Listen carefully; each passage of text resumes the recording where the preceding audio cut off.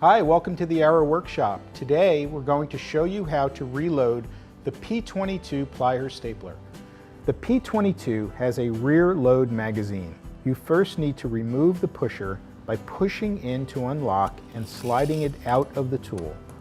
Now you can insert the P22 staples. Insert a full strip of staples onto the guide rail, sliding them all the way to the front of the tool.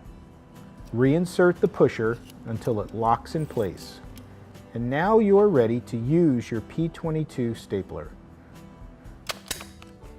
We hope you enjoy your new tool.